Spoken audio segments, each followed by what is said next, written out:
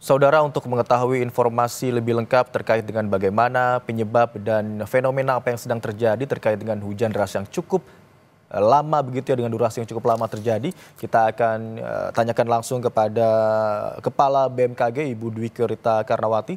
Selamat siang Ibu Dwi Korita, dengan Imron di studio, Bu. Selamat siang Mas Imron, Assalamualaikum warahmatullahi wabarakatuh. Waalaikumsalam warahmatullahi wabarakatuh. Ibu Dwi Korita, yang juga ingin kami ketahui apakah fenomena yang saat ini sedang terjadi, hujan dengan curah hujan yang cukup tinggi, kemudian durasi yang cukup lama, apakah ini sudah sesuai dengan prediksi dari BMKG, Bu? Benar, jadi kami mendeteksi sejak tanggal 27 Februari, di situ kami memprediksi akan terjadi peningkatan intensitas curah hujan, mulai dari intensitas sedang hingga lebat, sangat lebat, bahkan bisa mencapai ekstrim. Karena terutama ini ekstrimnya ini ada penguatan terbentuknya sirkulasi siklonik yang terjadi di wilayah barat daya Bengkulu di Samudra Hindia. Selain itu juga aktifnya gelombang ekuator Rossby dan Kelvin yang keduanya tadi baik sirkulasi siklonik dan gelombang ekuator ini memacu terbentuknya awan-awan hujan sehingga terbentuklah cumulonimbus dalam skala yang besar. Dari satelit dan radar kita bisa melihat skalanya itu hampir seluruh Jawa Barat, bahkan sampai Lampung dan Palembang dan sebagian Bengkulu. Dan awan inilah yang mengakibatkan curah hujan tinggi dan terus aja tidak berhenti-henti. Makanya kami berikan peringatan dini sebetulnya mulai tanggal 27 Februari, tetapi makin kita gencarkan 3 hari sebelumnya dan kemarin mulai pukul 12, karena begitu masifnya awannya, pukul 12 sudah kami keluarkan peringatan dini, diulang setiap 3 jam, sampai tadi malam pukul 1 tuh masih ada peringatan dini juga. Seperti itu, karena durasinya yang cukup panjang, demikian. Bu, tadi Ibu katakan sejak akhir Februari begitu ya, BMKG sudah memprediksi terjadi curah hujan dengan intensitas sedang, deras, bahkan hingga ekstrim begitu ya, Bu Dwi Korita ya. Yang terjadi saat ini termasuk kategori yang mana, Ibu? Ini yang ekstrim, yang ekstrim. Jadi biasanya tidak langsung menjadi ekstrim, enggak. Diawali dulu dengan intensitas sedang. Maksud saya bukan yang mana ya, tapi itu fasenya mulai intensitas sedang dulu, kemudian meningkat jadi lebat, sangat lebat, langsung lalu kemudian ekstrim. Seperti itu. Eh, Jadi eh, yang sudah menjadikan masalah bencana itu terutama yang sangat lebat dan ekstrim tadi. Kami mencatat sampai 190 mm dalam waktu 24 jam. Ekstrim itu batasannya 150 mm. Itu ekstrim.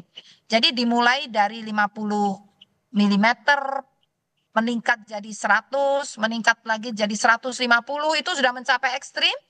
Bahkan yang tercatat kemarin sampai 190 mm dalam Tadi 24 jam. baik, Ibu tadi katakan juga penyebab hujan tidak hanya curah hujan tinggi, tapi juga kiriman air begitu ya, Bu ya. Dan Ibu juga mengatakan curah hujan yang tinggi terjadi juga di Bengkulu dan juga Lampung. Coba kita akan fokus ke Jabodetabek dulu, Bu Dwi Korita.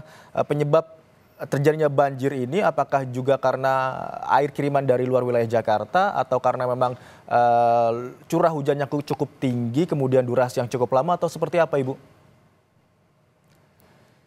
Kalau kami melihat dari distribusi awan-awan hujannya, itu memang karena hujannya ekstrim, namun untuk wilayah, karena sebetulnya intensitas hujan semakin ke arah Jakarta, ya ke arah Jakarta itu intensitasnya melemah, begitu. Jadi yang tinggi itu di arah puncak ya, sekitar puncak itu.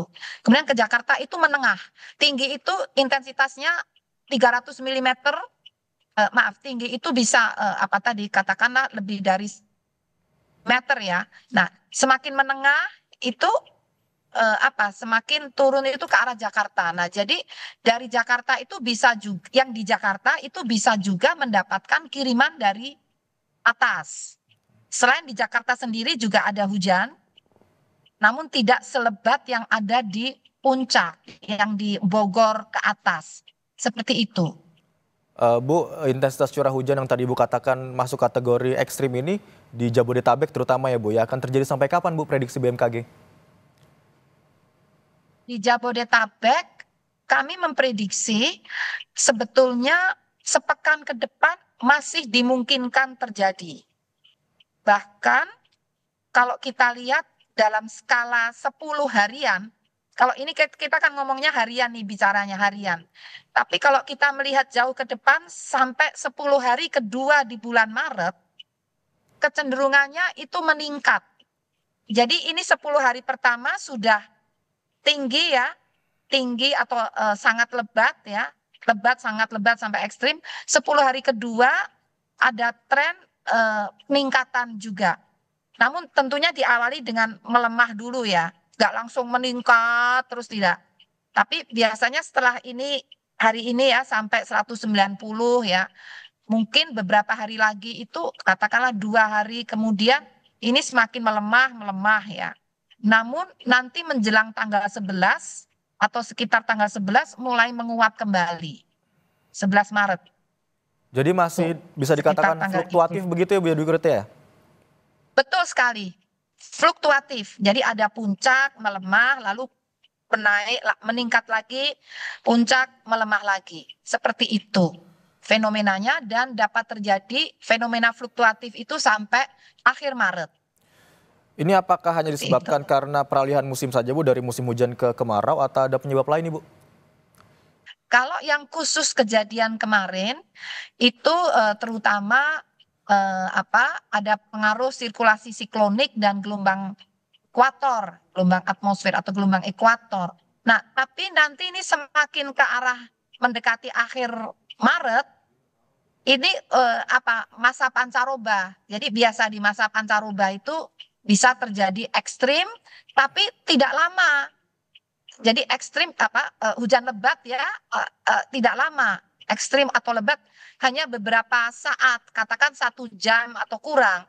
Kalau yang kemarin itu kan beberapa jam, itu. Jadi kalau pancaroba akan cepat reda, demikian.